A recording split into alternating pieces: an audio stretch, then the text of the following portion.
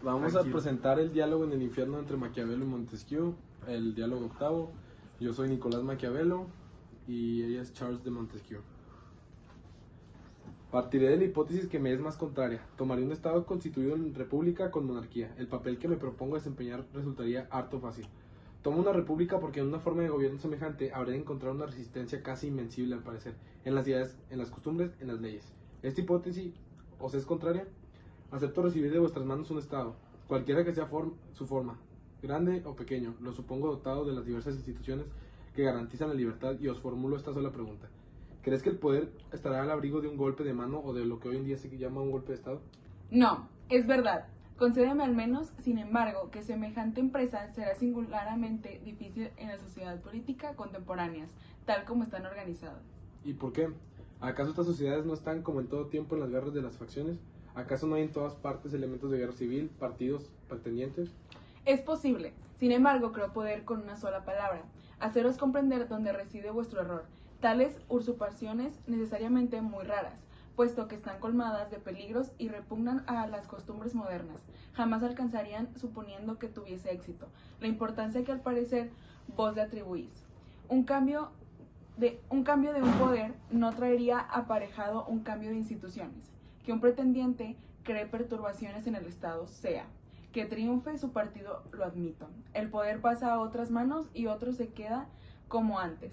El derecho público y la esencia misma de las instituciones conservarán su equilibrio. Eso es lo que se me conmueve. ¿Es verdad que abrigáis tamaña ilusión? Demostradme lo contrario. ¿Me concedes entonces por un momento el éxito de una acción armada contra el poder establecido? Os lo concedo. Observa bien entonces en qué situación me encuentro. He suprimido momentáneamente cualquier poder que no sea el mío. Si las instituciones que aún subsisten pueden alzar ante mí algún obstáculo, es solamente formalmente. En los hechos, los actos de mi voluntad no pueden tropezar con ninguna resistencia real. Me encuentro en suma en esa situación extralegal, que los romanos designaban con una palabra bellísima de pujante energía, la dictadura. Es decir, que puedo en este momento hacer todo cuanto quiero, que soy legislador, ejecutor, juez y jefe del supremo ejército.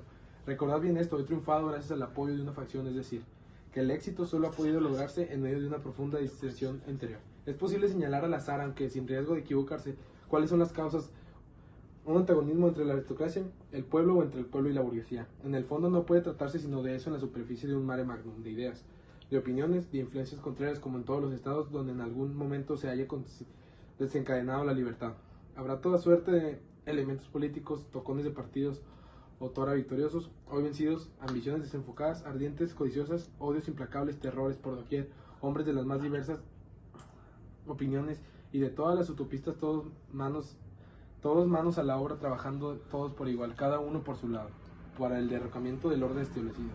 ¿Qué conclusiones debemos extraer de semejante situación? Dos cosas. La primera, que el país tiene una inmensa necesidad de reposo y que habrá de rehusar a quienes pueda brindárselo. La segunda, que en medio de esta división de los partidos no existe ninguna fuerza real, o más bien solo existe el pueblo.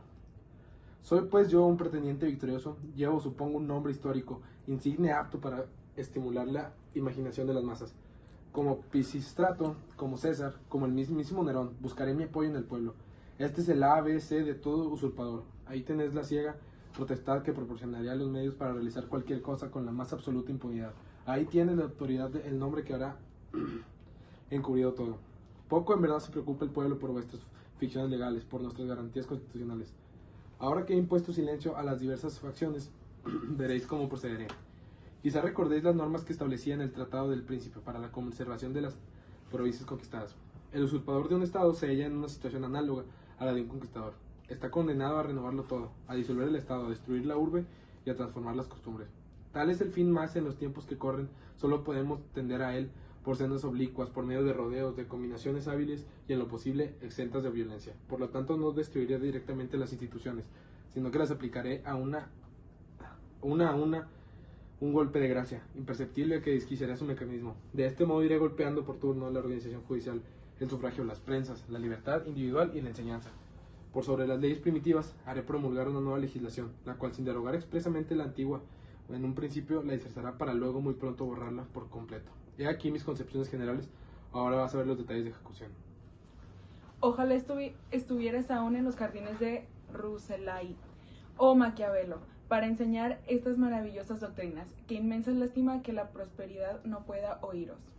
Tranquilízate, para saber que leer todo está escrito en el Tratado del Príncipe. Estamos, entonces, al día siguiente de vuestro golpe de estado, ¿qué pensáis hacer? Dos cosas, una grande y luego una muy pequeña. Veamos primero la grande.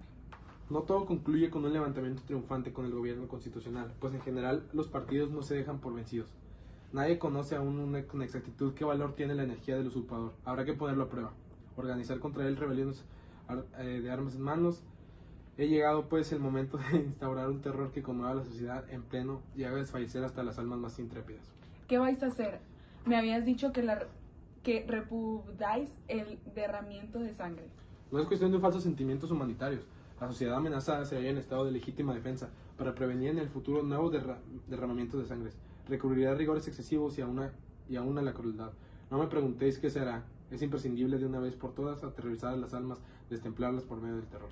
Sí, lo recuerdo. Es lo que enseñáis en el Tratado del Príncipe, cuando relatáis la siniestra ejecución de Borgia en Cesena. Sois el mismo de siempre. No es eso, no. Ya lo veréis más adelante. Solo actúo así por necesidad y a mi pesar. Pero entonces, ¿esa sangre quién la derrama? El gran justiciero de los estados, el ejército. El ejército, sí, cuya mano jamás deshonrará a sus víctimas. La intervención del ejército, la represión permitirá alcanzar dos resultados, las de suprema importancia. A partir de este momento, por una parte se encontrará para siempre en hostilidad con la población civil, a la que habrá castigado sin clemencia, mientras que por la otra quedará ligado de manera indisoluble a la suerte de su jefe. ¿Y creéis que esa sangre no recaerá sobre vos?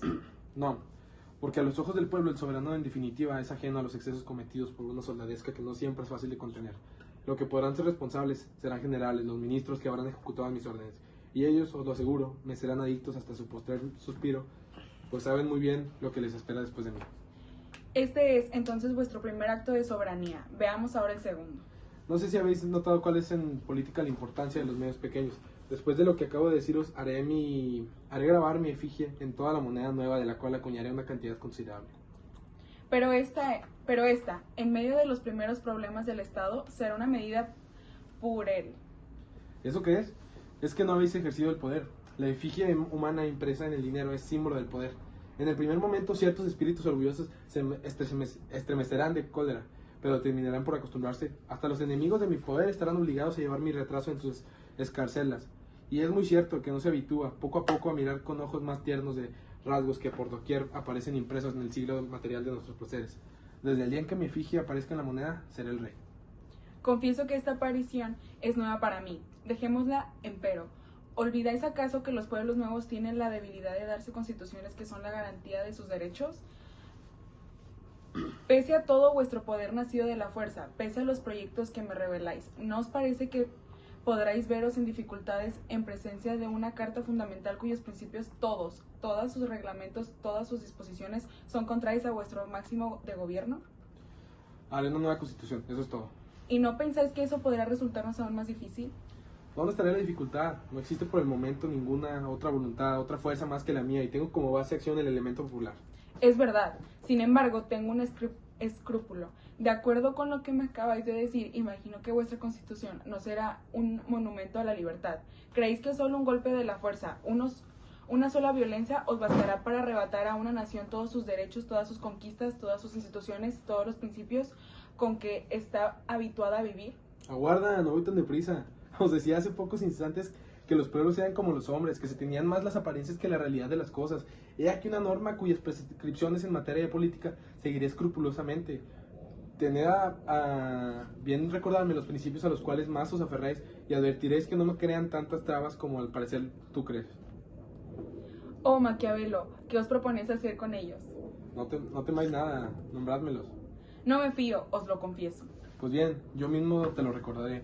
No dejarás por cierto que hablarme del principio de la separación de poderes, de la libertad de prensa y de la palabra, de la libertad religiosa y de la libertad individual, del derecho de asociación, de la igualdad ante la ley, de la inviolabilidad de la propiedad y de domicilio, de derecho de petición, del libre consentimiento de los impuestos y de la proporcionalidad de las penas, de la norma retroactiva de la ley.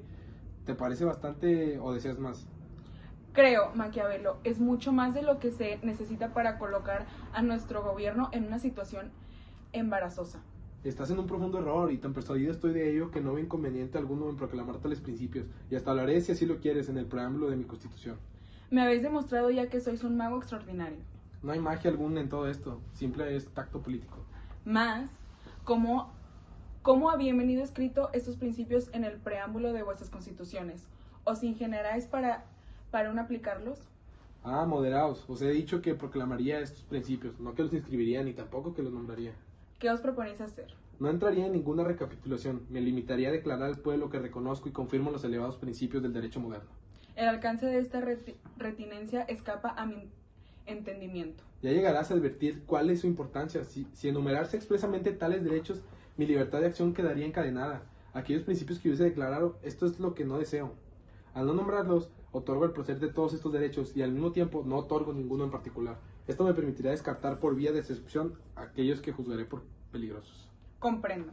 Por otra parte, de estos principios, algunos competen al fuera del derecho político y constitucional, propiamente dicho. Otros al derecho civil. Es esta una distinción que siempre debe tomarse por norma en el ejercicio del poder absoluto. Son sus derechos civiles lo que nos da el pueblo más defiende. Siempre que pueda no los tocaré, y de este modo una parte de mi programa al menos quedará cumplida.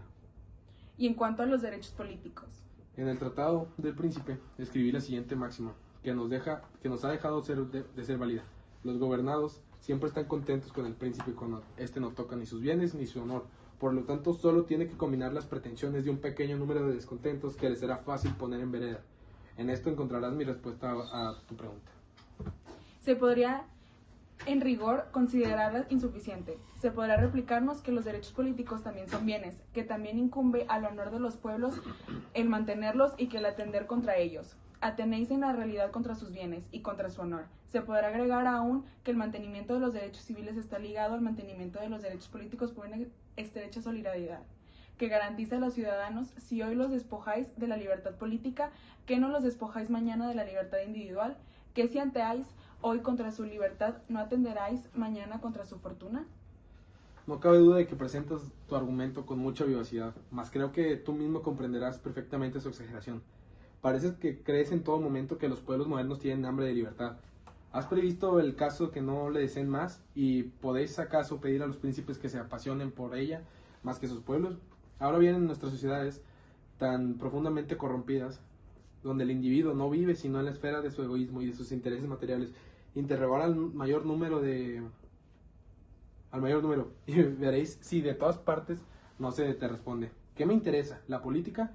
¿Qué me importa la libertad? ¿Acaso todos los gobiernos no son una misma cosa? ¿Acaso un gobierno no debe defenderse? Además, tenlo bien presente, ni siquiera es el pueblo el que hablará con este lenguaje, serán los burgueses, los industriales, las personas en condiciones de apreciar vuestras maravillosas doctrinas de derecho público. Me bendecirán y proclamarán que yo los he salvado, que constituyen en una minoría, que son incapaces de gobernarse. Fíjate en esto, las naciones experimentan no sé qué secreto de amor por los vigorosos genios de la fuerza. Ante todo acto de violencia asignado por el talento del artífice, oiréis decir con una admiración que superará la censura. No está bien de acuerdo, pero ¡cuánta habilidad! ¡Qué destreza! ¡Qué fuerza! ¿Vais a entrar entonces en la parte profesional de vuestras doctrinas? No, todavía estamos en la ejecución. Hubiera por ciento avanzado algunos pasos más si tú me hubieras esforzado a una digresión prosigamos.